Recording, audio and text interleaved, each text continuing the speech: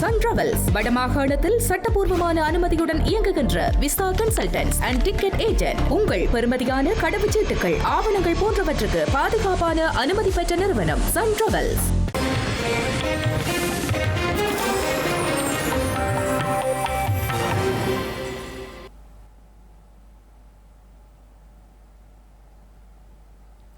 வணக்கம். இது ஐபிசி தமிழின் மதிய நேர பிரதான செய்திகள். முதலில் தலைப்புச் செய்திகள். இலங்கை சென்ற ஆசிய அபிவிருத்தி வங்கி தலைவர். கொழும்பு துறைமுக வளாகத்திற்கும் கண்காணிப்பு பயணம். தமிழ் அரசியல்வாதிகளுக்கு எதிராக யாழில் போராட்டம். வெறுப்பு பேச்சுக்களை உடன் நிறுத்துமாறு கோரிக்கை. அர்ஜுன ரணதுங்க மற்றும் தம்மிக ரணதுங்க ஆகியோருக்கு எதிராக குற்றப்பத்திரிகை தாக்கல். ஊழல் குற்றச்சாட்டுகளில் நடவடிக்கை. காணாமல் ஆக்கப்பட்டோர் பிரச்சினைகளுக்கு தேர்வு வழங்க தவறிய ஜனாதிபதி. சுயநல ஆட்சியை மேற்கொள்வதாக உறவுகள் விசனம். திமுக காங்கிரஸ் கூட்டணி தொடர்பில் மக்கள் அதிருப்தி. மத்திய அமைச்சர் பியூஷ் கோயல் தெரிவிப்பு. கோப்ரா குழு கூட்டத்திற்கு தலைமை தாங்கும் பிரித்தானிய பிரதமர். மத்திய கிழக்கு மோதல் குறித்து ஆராய யோசனை. இனி தொடர்பான விரிவான செய்திகள். இலங்கையின் உட்கட்டமைப்பு வசதிகளை வலுப்படுத்துதல், தொடர்பாடல்களை மேம்படுத்துதல் உள்ளிட்ட முதலீடுகளை திரட்டுவதன் மூலம் இலங்கையின் மாற்றத்திற்கு ஆதரவளிக்க உள்ள ஆசிய அபிவிருத்தி வங்கியின் தலைவர் மசாடோ காண்டோ தெரிவித்துள்ளார். 3 நாள் உத்தியோகபூர்வ விஜயம் மேற்கொண்டு இன்று காலை இலங்கையை சென்றடைந்துள்ள நிலையில் தனது எக்ஸ் தள பதிவில் இவ்வாறு குறிப்பிட்டுள்ளார். பொருளாதார ஒத்துழைப்பை வலுப்படுத்துதல், முக்கிய பங்குதாரர்களுடன் கலந்துரையாடல்களை நடத்துதல் மற்றும் டிட்வா புயலினால் பாதிக்கப்பட்ட பகுதிகளின் சேதங்களை நேரில் ஆராய்தல் ஆகிய நோக்கங்களுக்காக ஆசிய அபிவிருத்தி வங்கியின் தலைவர் மசோடா காண்டா 3 நாள் உத்தியோகபூர்வ விஜயத்தை மேற்கொண்டு இன்று காலை இலங்கையை சென்றடைந்துள்ளார். அவரை ஸ்ரீலங்கா தொழில் அமைச்சரும் நிதி மற்றும் திட்டமிடல் பிரதி அமைச்சருமான அனில் ஜெயந்த பெர்னாண்டோ கட்டுநாயக்க பண்டாரநாயக்க சர்வதேச விமான நிலையத்தில் வைத்து வரவேற்றார். ஆசிய அபிவிருத்தி வங்கி தலைவர் இன்று முற்பகல் கொழும்பு துறைமுக வளாகத்திற்கு கண்காணிப்பு விஜயம் ஒன்றை மேற்கொள்ளவுள்ளதுடன் கொழும்பில் தனியார் துறை பிரதிநிதிகளுடன் கலந்துரையாடலிலும் ஈடுபடவுள்ளார். மேலும் அவர் ஆசிய அபிவிருத்தி வங்கியின் இலங்கைக்கான வதிவிட அலுவலகத்திற்கும் செல்லவுள்ளார். அத்துடன் நாளைய தினம் மசோடா காண்டா உள்ளிட்ட தூதுக்குழுவினர் டிட்வா புயலினால் பாதிக்கப்பட்ட பகுதிகளில் கண்காணிப்பு பயணத்தை மேற்கொள்ளவுள்ளனர். அத்துடன் புயலினால் பாதிக்கப்பட்ட அம்பலங்கந்த பகுதிக்கும் சென்று அங்கிருக்கும் மக்களுடன் கலந்துரையாடி ஏற்பட்ட சேதங்களை நேரடியாக கண்டறியவும் திட்டமிட்டுள்ளனர். இதனைத் தொடர்ந்து ஆசிய அபிவிருத்தி வங்கி தலைவர் ஜனாதிபதி அலுவலகத்தில் ஜனாதிபதி அனுரகுமார் திசாநாயக்கவை சந்திக்கவுள்ளார். இந்த சந்திப்பின் போது பொருளாதார மறுமலர்ச்சி, அபிவிருத்தி, நிதியளிப்பு மற்றும் இலங்கைக்கும் ஆசிய அபிவிருத்தி வங்கிக்கும் இடையிலான இருதரப்பு ஒத்துழைப்பை வலுப்படுத்துவது குறித்து கவனம் செலுத்தப்படும் என்று எதிர்பார்க்கப்படுகின்றது. இந்த நிலையில் இலங்கை பொருளாதார நெருக்கடியிலிருந்து மீண்டு நிலையான வளர்ச்சியை நோக்கி நகரும் ஒரு தீர்க்கமான தருணத்தில் தான் இங்கு சென்றுள்ளதாக மசாடோ காண்டா தனது எக்ஸ் சமூக வலைதளத்தில் பதிவிட்டுள்ளார். அத்துடன் இலங்கையின் உட்கட்டமைப்பு வசதிகளை வலுப்படுத்துதல், தொடர்பாடல்களை மேம்படுத்துதல் மற்றும் முதலீடுகளை திரட்டுவதன் மூலம் இலங்கையின் மாற்றத்திற்கு ஆதரவளிக்க உள்ளதாகவும் அவர் குறிப்பிட்டுள்ளார். சமூக ஊடகங்களிலும் நாடாளுமன்றத்திலும் வெறுப்பு பேச்சு பேசும் தமிழ் நாடாளுமன்ற உறுப்பினர்கள் மற்றும் அரசியல்வாதிகளுக்கு எதிராக யாழ்ப்பாணத்தில் இன்றைய தினம் போராட்டம் ஒன்று இடம்பெற்றுள்ளது. வெறுப்பு பேச்சுக்களை பேசும் தமிழ் நாடாளுமன்ற உறுப்பினர்கள் மற்றும் அரசியல்வாதிகளுக்கு எதிராக யாழ்ப்பாணத்தில் இன்றைய தினம் போராட்டம் ஒன்று இடம்பெற்றது. யாழ்ப்பாணம் நல்லை ஆதீனத்திற்கு முன்பாக இன்று காலை இடம்பெற்றுள்ளது. இதன்போது கருத்து தெரிவித்த போராட்டக்காரர்கள் நாட்டின் சமூக ஒற்றுமை, ஜனநாயக பண்புகள் மற்றும் மக்கள் பாதுகாப்பை நிலைநிறுத்த வேண்டிய பொறுப்பில் உள்ள அரசியல் பிரதிநிதிகள் சமீபத்தில் பொதுத்தளங்களிலும் சமூக ஊடகங்களிலும் வெளியிட்ட கருத்துக்கள் குறித்து எங்களது ஆழ்ந்த கவலையையும் கடுமையான கண்டனத்தையும் வலியுறுத்துகின்றோம் என்றும் தெரிவித்துள்ளனர். கடந்த காலங்களிலே தொடர்ச்சியாக நாங்கள் வலைத்தளங்களிலும் ஏனைய பார்லிமெண்ட் உரையாடல்களிலும் நாங்கள் பார்க்கிறோம். இனம், மதம், ஒரு இனத்துக்கு எதிரான துவேச பேச்சுக்கள் மற்றும் வெறுப்பு பேச்சுக்கள் என்று பலவிதமான பேச்சுக்களை நாங்கள் ஊடகங்களூடாகவும் அவதானித்து வருகிறோம். அந்த அடிப்படையிலே மக்களுடைய வாக்குகளால் தெரிவு செய்யப்பட்ட தமிழ் பேசும் குறிப்பாக தமிழ் அரசியல்வாதிகள் இனத்துவேசத்தை ஏற்படுத்தாமல் ஜாதி மதம் மொழி வேறுபாடின்றி மக்களுடைய பிரதிநிதிகளாக தெரிவு செய்யப்பட்டவர்கள் மக்களுடைய அபிலாசைகள் என்ன, அவர்களுடைய அரசியல் தீர்வுக்காக குரல் கொடுக்க வேண்டுமே தவிர வெறுப்பை ஏற்படுத்தும் சமூகத்திலே இன பிரச்சனைகளை ஏற்படுத்தும் கருத்துக்களை வழங்க வேண்டாம் என்று நாங்கள் இந்த கண்டனத்தை தெரிவித்து இந்த நிகழ்வை ஏற்பாடு செய்திருக்கிறோம். எதிர்வருங்காலத்தில் இவ்வாறான வெறுப்பு பேச்சுக்களை பேசும் எந்த அரசியல்வாதிகளாக இருந்தாலும் அவர்களுக்கு எதிரான எங்களுடைய போராட்டம் வலுப்பெற்றதாக இருக்கும். இது வடக்கு கிழக்கு மட்டுமல்ல, ஏனைய பிரதேசங்கள், ஏனைய மாகாணங்கள், ஏனைய நம்முடைய நாடு சார்பாகவும் இப்படியான வெறுப்பு பேச்சுக்களை, இனங்களை, மதங்களை ஜாதிய ரீதியாக கொச்சப்படுத்தும் இழிவான பேச்சுக்களை தவிர்த்து மக்களுடைய அபிலாசைகளுக்கு குரல் கொடுக்க வேண்டும் என்பதற்காக தெரிவு செய்யப்பட்டவர்கள் அவர்களுடைய கடமைகளை உணர்ந்து அவர்களுடைய பொறுப்புகளை உணர்ந்து அதை செய்ய வேண்டும் என்று வலியுறுத்தியே இந்த நிகழ்வை ஏற்பாடு செய்திருக்கிறோம். மத்திய கிழக்கில் நிலவும் போர்ச்சூழல் நீண்ட காலம் தொடருமானால் அதன் நேரடி மற்றும் மறைமுக தாக்கங்கள் நாட்டின் பொருளாதாரம் மற்றும் மக்களின் அன்றாட வாழ்க்கையை பாதிக்கும் வாய்ப்புள்ளதாக ஸ்ரீலங்கா சமூக வலுவூட்டல் அமைச்சர் உபாலி பன்னப்பில தெரிவித்துள்ளார். இந்த பாதிப்புகளை யாராலும் தடுத்து நிறுத்த முடியாது என்றும், எனினும் சூழ்நிலையை கையாள்வதற்கு அரசாங்கம் முறையான திட்டங்களுடன் அவதானமாக செயற்பட்டு வருகிறது என்றும் கூறியுள்ளார். இந்த நிலைமையை புரிந்து கொண்டு அனைவரும் பொறுப்புரிமையுடன் செயற்பட வேண்டும் என்றும் வலியுறுத்தினாலும் எந்தவிதத்திலும் பொதுமக்கள் தேவையற்ற அச்சமோ அல்லது கவலையோ அடைய தேவையில்லை எனவும் வலியுறுத்தினார். ஊழல் குற்றச்சாட்டு தொடர்பில் ஸ்ரீலங்காவின் முன்னாள் அமைச்சர் அர்ஜுன ரணதுங்க மற்றும் இலங்கை பெட்ரோலிய கூட்டுத்தாபனத்தின் முன்னாள் தலைவர் தம்மிக்க ரணதுங்க ஆகியோர் இன்று கொழும்பு மேல் நீதிமன்றத்தில் குற்றப்பத்திரிகை கையளிக்கப்பட்டுள்ளது. இலங்கையில் 2017 மற்றும் 2018 காலப்பகுதியில் 6 மாத காலத்திற்கு இலங்கை பெட்ரோலிய கூட்டுத்தாபனத்தினால் நாட்டிற்கு தேவையான எரிபொருளை கொள்வனவு செய்வதற்காக திட்டமிடப்பட்டிருந்த 3 நீண்டகால விலைப்புள்ளி கோரலை நிறுத்திவிட்டு அதற்கு பதிலாக அதிக விலையிலான 27 உடனடி விலைப்புள்ளி கோரலை நடைமுறைப்படுத்தியதனூடாக கூட்டுத்தாபனத்திற்கு சுமார் 800 மில்லியன் ரூபாய் நட்டம் ஏற்படுத்தப்பட்டிருந்தது. அதற்கு துணையாக இருந்தமை போன்ற குற்றச்சாட்டுகள் தொடர்பில் ஸ்ரீலங்காவின் முன்னாள் அமைச்சர் அர்ஜுன ரணதுங்க மற்றும் இலங்கை பெட்ரோலிய கூட்டுத்தாபனத்தின் முன்னாள் தலைவர் தம்மிக ரணதுங்க ஆகியோருக்கு எதிராக வழக்கு தொடரப்பட்டிருந்தது. இந்த நிலையில் ஸ்ரீலங்காவின் முன்னாள் அமைச்சர் அர்ஜுன ரணதுங்க மற்றும் இலங்கை பெட்ரோலிய கூட்டுத்தாபனத்தின் முன்னாள் தலைவர் தம்மிக ரணதுங்க ஆகியோருக்கு இன்று கொழும்பு மேல் நீதிமன்றத்தில் குற்றப்பத்திரிகை கையளிக்கப்பட்டிருந்தது. இதனைத் தொடர்ந்து தலா 5 மில்லியன் ரூபாய் பெறுமதியான 2 சரீர பிணைகளில் பிரதிவாதிகளை விடுவிக்க நீதிமன்றம் உத்தரவிட்டுள்ளது.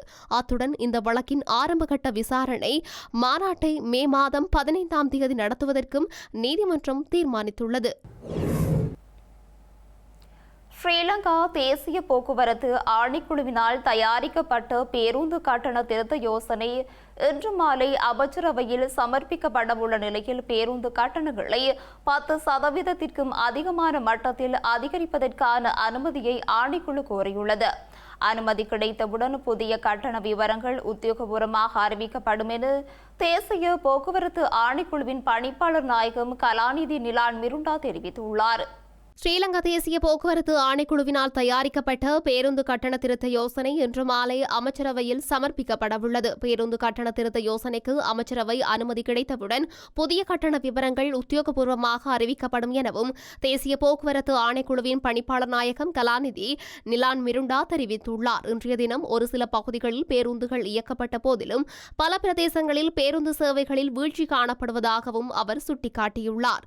அதிவேக வீதிகளின் பேருந்து சேவைகள் முழுமையாக பாதிக்கப்பட்டுள்ளதாகவும் பயணிகள் சாதாரண வீதிகளூடாக பயணிக்க முற்பட்டுள்ளதாக அவர் குறிப்பிட்டுள்ளார்.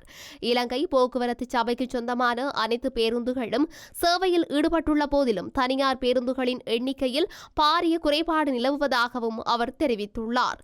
பேருந்து கட்டணங்களை 10% அதிகமான மட்டத்தில் அதிகரிப்பதற்கான அனுமதியை ஆணைக்குழு கோரியுள்ளது. இதற்கமைய ஆரம்ப கட்டணம் முதல் அதிகபட்ச கட்டணம் வரை சுமார் 350 கட்டண நிலையங்கள் வேலைகளை உள்ளடக்கிய புதிய கட்டணப்பட்டியல் தயாரிக்கப்பட்டுள்ளதாக நிலான் மிருண்டா மேலும் சுட்டிக்காட்டினார். எரிபொருள் நெருக்கடியை தொடர்ந்து இன்றைய தினம் சில பேருந்துகள் சேவைகளிலிருந்து விலகியுள்ள நிலையில் பேருந்துகள் சேவைகளிலிருந்து விலகியமை வேலைநிறுத்த போராட்டம் அல்ல என இலங்கை தனியார் பேருந்து உரிமையாளர்கள் சங்கம் வலியுறுத்தியுள்ளது. எரிபொருள் விலை அதிகரித்துள்ள நிலையில் பழைய கட்டணத்தின் கீழ் பேருந்துகளை இயக்க முடியாது என்பதால் இந்த தீர்மானம் எடுக்கப்பட்டதாக அவர் குறிப்பிட்டுள்ளார்.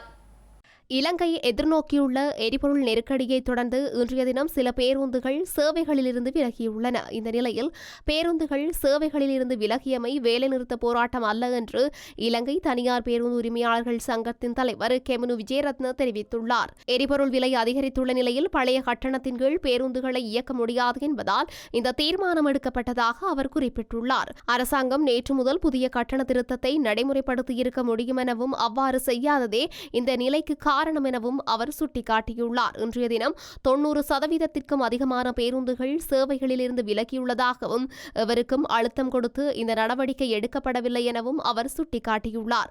அத்துடன் சிசெரிய பாடசாலை பேருந்து சேவைகள் எவ்வித தடையுமின்றி முன்னெடுக்கப்பட்டதாகவும் அவர் தெரிவித்துள்ளார். இதனை ஒரு வேலைநிறுத்த போராட்டமாக தாம் கூறவில்லை எனவும் நட்டத்தை ஈடுகட்ட முடியாததால் சேவையிலிருந்து விலக்கியுள்ளோம் எனவும் அவர் குறிப்பிட்டுள்ளார். குறுகிய தூர சேவைகளுக்கு 5000 முதல் 6000 ரூபாய் வரையிலும் நீண்ட தூர சேவைகளுக்கு 15,000 முதல் 20,000 ரூபாய் வரையிலும் நட்டம் ஏற்படுகின்றது எனவும் அவர் சுட்டிக்காட்டியுள்ளார். கடந்த காலங்களில் எரிபொருள் விலை உயர்ந்தவுடன் அதிகாரிகள் தம்முடன் கலந்துரையாடியதாகவும் ஆனால் இம்முறை எவ்வித பேச்சுவார்த்தையுமின்றி தேசிய போக்குவரத்து ஆணைக்குழுவும் அமைச்சும் செயற்பட்டுள்ளதாகவும் அவர் குறிப்பிட்டுள்ளார். தாம் ஆட்சி வீடு மீறினால் வடக்கு கிழக்கில் கடத்தப்பட்டு காணாமல் ஆக்கப்பட்ட உறவுகளுக்கு நீதியை பெற்றுத் தருவேன் என ஸ்ரீலங்காவின் தற்போதைய ஜனாதிபதி கூறிய நிலையில் இதுவரை தமக்கான எந்த நீதியும் பெற்றுத்தரவில்லை என வடக்கு கிழக்கு வலிந்து காணாமல் ஆக்கப்பட்ட சங்கம் தெரிவித்துள்ளது. தற்போதைய அரசாங்கமும் சுயநல ஆட்சியையே மேற்கொள்வதாகவும் வடக்கு கிழக்கு வலிந்து காணாமல் ஆக்கப்பட்ட உறவுகள் சங்கத்தின் தலைவி சண்முகம் பிள்ளை சரோஜினி தெரிவித்துள்ளார். இப்போ உங்கள் பாராளுமன்றத்தில் கதைச்சிருக்கணும் சர்வதேச விசாரணை இல்லை என்று சொல்லி அவர்கள் என்ன விதத்தில் இல்லை என்று சொல்லுவார்கள். நாங்கள் கொடுத்தது இங்கே இராணுவத்தின் கையில் உயிரோட பிள்ளையில கையில் ஒப்படைச்ச பிள்ளையில இல்லை என்று சொல்கிறதுக்கு அவைகளுக்கு எந்தவித நியாயமும் இல்லை. அதே நேரத்தில் புதகுழி திருப்பி தோண்ட போகிறோம்னு சொல்லி அதுவும் ஒரு இதில் நியூஸில் வந்திருக்குது. அதுவும் புதகுழி தோன்றுன்றாலும் எங்கட பிள்ளையில நாங்கள் உயிரோட கொடுத்து போட்டு இன்றைக்கு புதகுழியை நாங்கள் தேடி திரிகிற புதகுழிக்காக நாங்கள் அலைஞ்சு அதில் நாங்கள் வேதனைப்பட்டு கவலைப்பட்டு கொண்டு இருக்கிறோம். எங்கட பிள்ளைகளுக்கு என்ன நடந்ததுன்றதை கேட்டு தான் நாங்கள் இந்த போராட்டத்தில் ஈடுபட்டு இருக்கிறோம். இதுவரை காலமும் எங்களுக்கு இந்த 17 வருஷமாகியும் எங்களுக்கு ஒரு முடிவு சொல்ல இயலாதவர். இப்போ வந்த ஜனாதிபதி கூட வரும்போது சொல்லியிருந்தார் தான் அம்மாவின்ற வேதனை தெரியும் இருந்தும் அந்த அம்மாவிலுக்கு தான் வந்தவுடனே தன்னுடைய உரிய பதில் நாங்கள் சொல்லுவோம் என்றெல்லாம் அவர் நியூஸ்லேயே சொல்லியிருந்தார். இதே நேரத்தில் இதுவரைக்கும் இன்று தொட்டும் எங்களை அவர் சந்திக்கவும் இல்லை, நாங்கள் காணவும் இல்லை. எங்களுடைய விஷயம் எதுவும் எள்ளளவும் அது எங்களுக்கு அறக்கப்படவும் இல்லை, எங்களுக்கு கேட்கப்படவும் இல்லை. காதில் நாங்கள் எங்களோட உறவுகளுக்காக எதுவும் அவர் கதைப்பார் என்றதை நாங்கள் எதிர்பார்க்கவும் இல்லை. இப்படியாப்பட்ட அந்த அரசாங்கம் எங்களுக்கு என்னென்று இந்த அரசாங்கம் வந்து எங்களோட உறவுகளை தேடி தரப்போகுது. அதே நேரத்தில் நாங்கள் சர்வதேசத்தை நாடி நிற்கிறோம். இந்த சர்வதேச விசாரணை இல்லை என்று சொன்னால் எங்களுக்கு என்ன முடிவு என்ன தீர்வுன்றதை நான் இந்த ஊடக வாயிலாக தெரியப்படுத்துகிறேன்.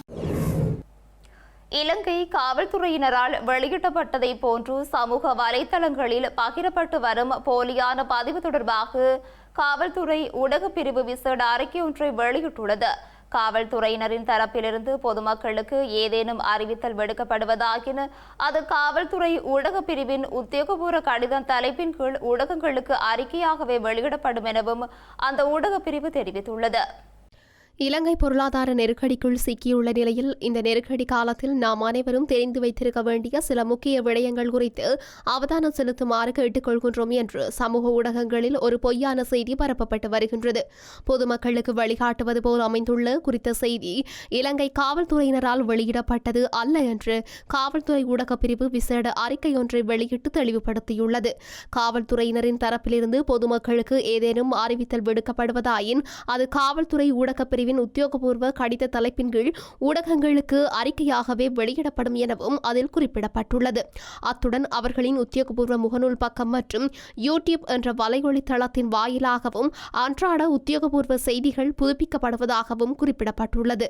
காவல்துறை இலச்சினை அல்லது பெயரை பயன்படுத்தி இவ்வாறான பொய் தகவல்களை பரப்புவது ஏதேனும் திட்டமிட்ட செயலா என்பது குறித்து கண்டறிய ஏற்கனவே விசாரணைகள் ஆரம்பிக்கப்பட்டுள்ளதாக அந்த அறிக்கையில் சுட்டிக்காட்டப்பட்டுள்ளது. எனவே சமூக வலைதளங்களில் பரவும் இவ்வாறான பதிவுகள் குறித்து அவதானத்துடனும் புத்திசாலித்தனத்துடனும் செயற்படுமாறு இலங்கை காவல்துறையினர் பொதுமக்களை கேட்டுக் கொண்டுள்ளனர்.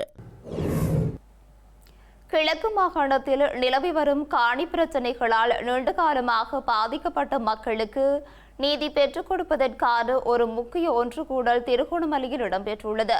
குறித்த ஊடக சந்திப்பு இன்று காலை திருகோணமலையில் இடம்பெற்றுள்ளது. கிழக்கு மாகாணத்தில் நிலவி வரும் காணி பிரச்சினைகளுக்கு தீர்வு காண்பதற்காகவும் பாதிக்கப்பட்ட மக்கள் மற்றும் சிவில் அமைப்புகளை ஒன்றிணைந்து கிழக்கு மாகாண காணி மீட்பிற்கான வலையமைப்பை வலுப்படுத்தும் நோக்கிலும் திருகோணமலையில் விசேட ஊடக சந்திப்பு ஒன்று நடைபெற்றுள்ளது.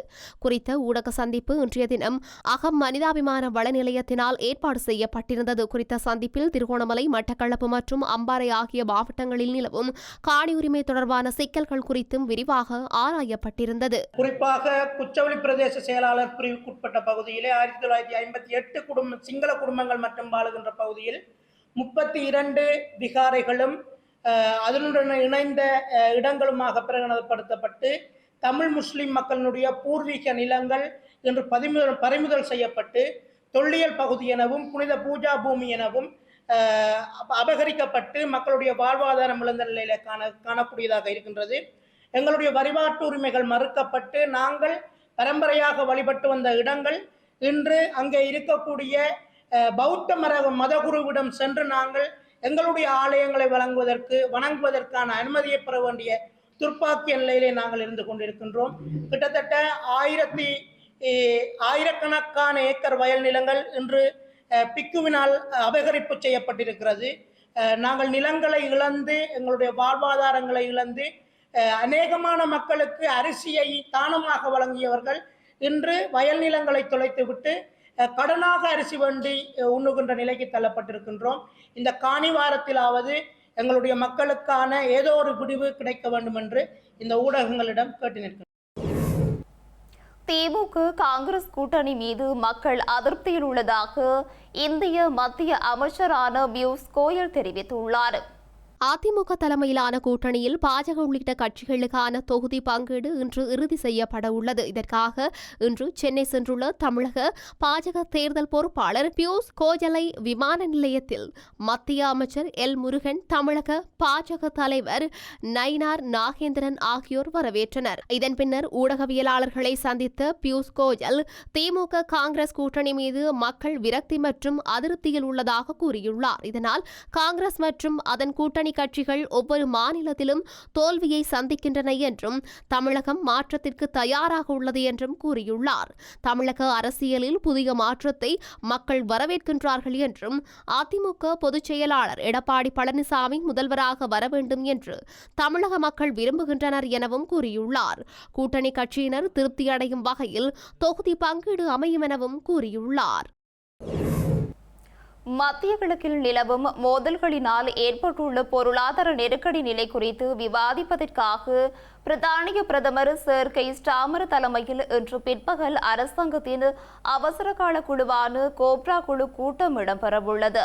நிதியமைச்சர் ரேச்சல் ரீவ்ஸ், வெளிவிவகார அமைச்சர் ஜெவட் கூப்பர் மற்றும் பிரித்தானிய மத்திய வங்கி ஆளுநர் ஆண்ட்ரூஸ் பெய்லி ஆகியோர் இந்த கூட்டத்தில் கலந்து கொள்ளவுள்ளனர். இந்த கூட்டத்தில் எரிசக்தி பாதுகாப்பு மற்றும் விநியோகம் தொடர்பில் கவனம் செலுத்தப்படவுள்ளது. இதேவேளை அமெரிக்க ஜனாதிபதி மற்றும் பிரித்தானிய பிரதமர் ஆகியோருக்கு இடையில் நேற்றிரவு இடம்பெற்ற தொலைபேசி உரையாடலில் ஹோர்மோஸ் நீரிணையை திறப்பது அவசியமானது என இருவரும் ஒப்புக்கொண்டமை குறிப்பிடத்தக்கது. செய்திகளின் நிறைவாக மீண்டும் தலைப்புச் செய்திகள். இலங்கை சென்ற ஆசிய அபிவிருத்தி வங்கி தலைவர், கொழும்பு துறைமுக வளாகத்திற்கும் கண்காணிப்பு பயணம். தமிழ் அரசியல்வாதிகளுக்கு எதிராக யாழில் போராட்டம், வெறுப்பு பேச்சுக்களை உடன் நிறுத்துமாறு கோரிக்கை. அர்ஜுன ரணதுங்க மற்றும் தம்மிக ரணதுங்க ஆகியோருக்கு எதிராக குற்ற பத்திரிகை தாக்கல். ஊழல் குற்றச்சாட்டுகளில் நடவடிக்கை. காணாமல் ஆக்கப்பட்டோர் பிரச்சினைகளுக்கு தீர்வு வழங்க தவறிய ஜனாதிபதி. சுயநல ஆட்சியை மேற்கொள்வதாக உறவுகள் விசனம். திமுக காங்கிரஸ் கூட்டணி தொடர்பில் மக்கள் அதிருப்தி. மத்திய அமைச்சர் பியூஷ் கோயல் தெரிவிப்பு. கோப்ரா குழு கூட்டத்திற்கு தலைமை தாங்கும் பிரித்தானிய பிரதமர். மத்திய கிழக்கு மோதல் குறித்து ஆராய யோசனை. இத்துடன் ஐபிசி தமிழின் மதிய நேர பிரதான செய்திகள் நிறைவு பெற்றன. உடனுக்குடன் செய்திகளை அறிந்து கொள்ள IBC Tamil.com என்ற இணையதளத்தினை பார்வையிடுங்கள். வணக்கம்.